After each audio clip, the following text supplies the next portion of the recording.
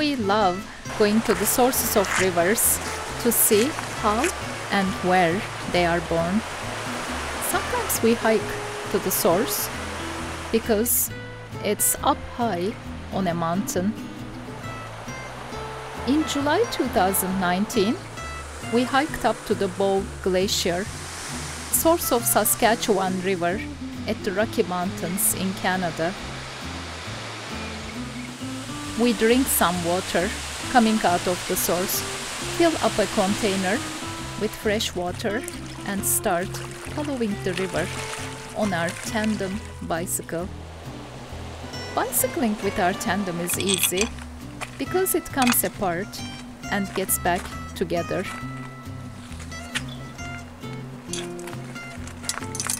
And it's ready to go. With the source water we carry along during our trip, we start our journey destined to where the river goes.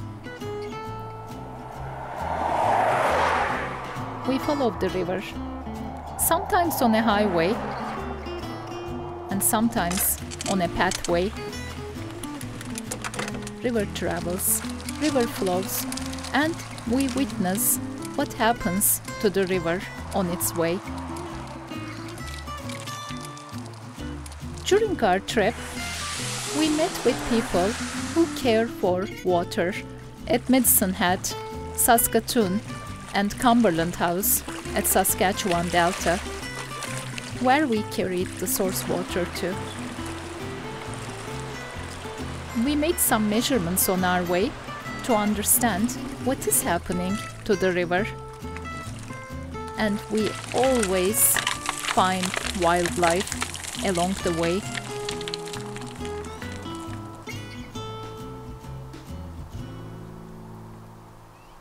We find life.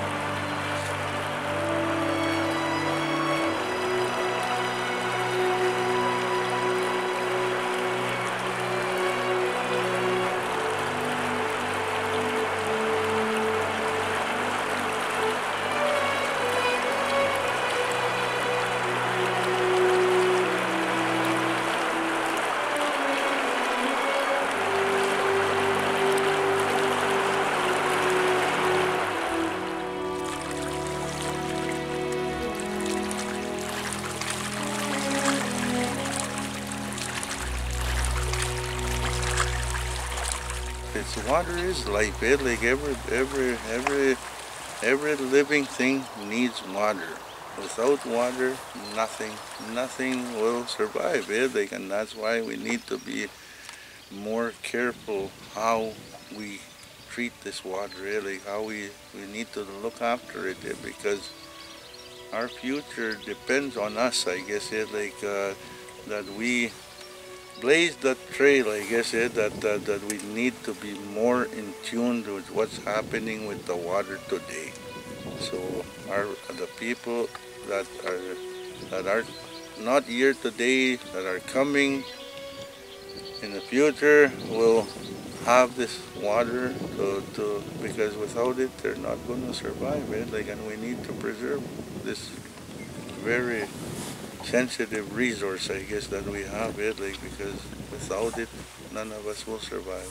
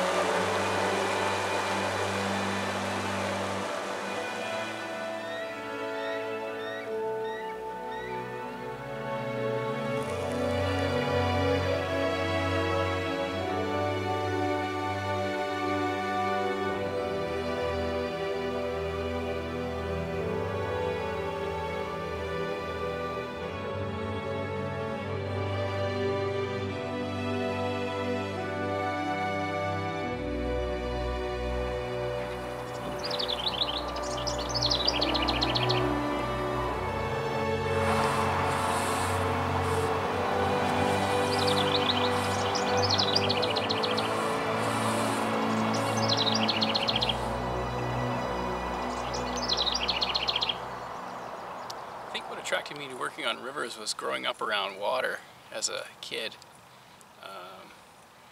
and learning how significant they are in people's lives, and in a lot of cases seeing rivers or lakes kind of decline in terms of their health over my lifetime, and wanting to understand why that's happening and how we can reverse it. I think that was what got me working on rivers.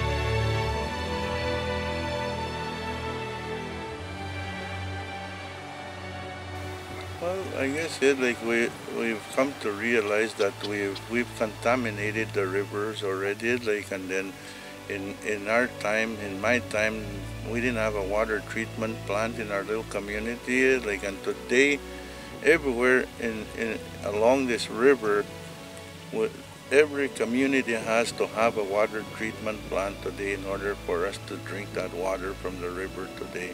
And that tells us that we've contaminated the water, and we need to look back and try and be careful and not to repeat the problems that we created, like to harm our most important resource.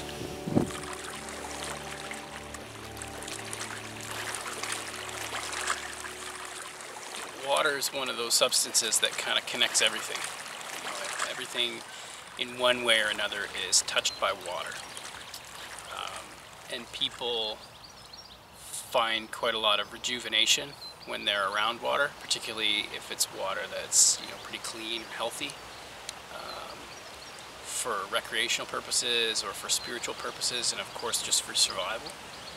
But I really find that I have a strong relationship with water, and a lot of the people that I work with have that same kind of connection and desire to make sure that humans are good stewards for water.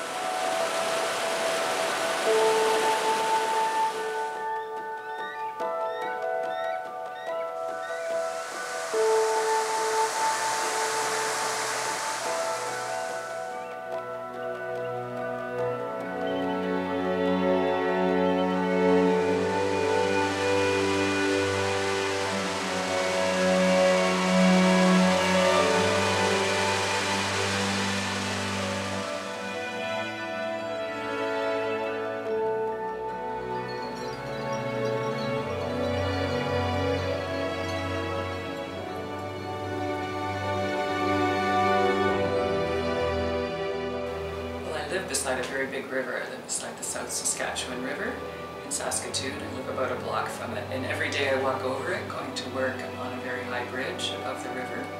So I started, of course, thinking, where does this come from and where does it go? So it's partly a sense of place and then a kind of curiosity about connecting different points on the river beyond the point that I live at. So that was kind of what got me going, and then I started researching it a little bit more to find out about this particular river and the watershed that it's part of, the Saskatchewan River watershed.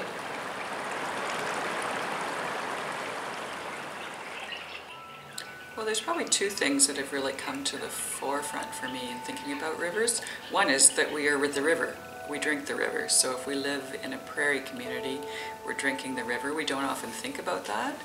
And that's what led me to do the public art project, We Are the River, to raise the awareness of other people in the community that we're very dependent on the river and we need to think about caring for the river.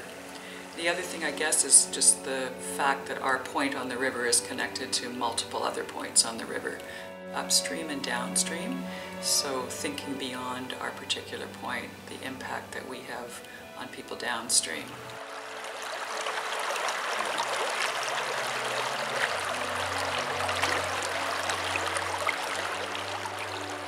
In this series of drawings, I wanted to find the water basin at the Saskatchewan River Valley, and I used road maps and I took away the roads and the cities, and I had to really look to find the rivers and the streams and the lakes that fed this watershed. And it crosses 3 provincial boundaries. I used maps from Alberta, Saskatchewan, and Manitoba. I was also thinking in making these shirts that the river is like a vein or an artery moving through the landscape, and that connects with our bodies as well. And the fact that we consume water and it becomes part of us and feeds all the systems within our bodies.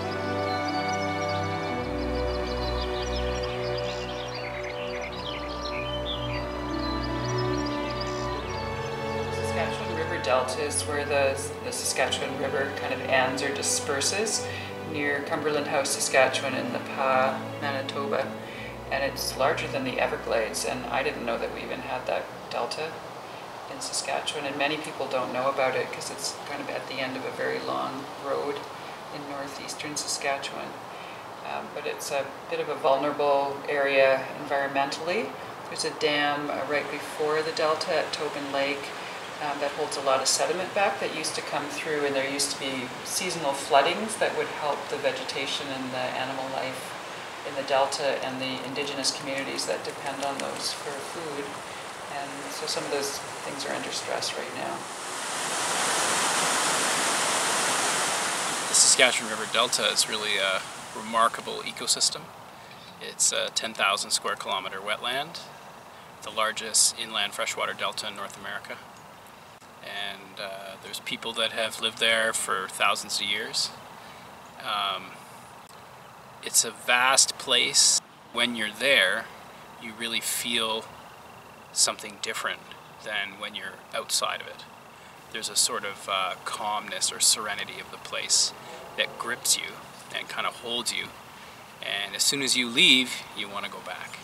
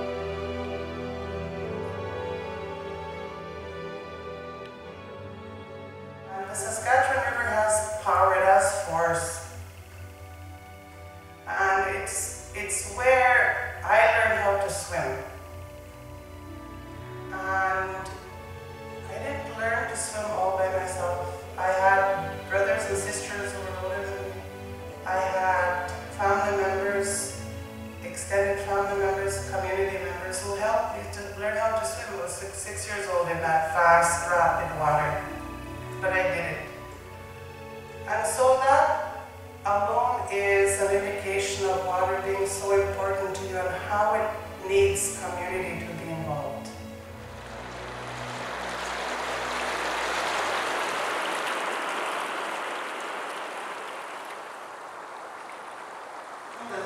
The banks of the river, there was always little holes, and you could go there as a child, and there was birds there.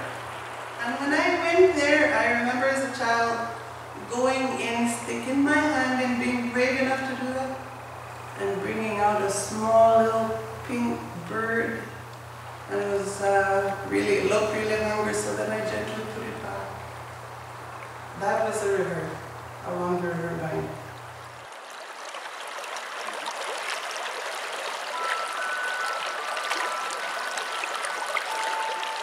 So rivers are life. They're connections. They give us life. And they connect people. And how important it is when something gives you life that you have to treat them well.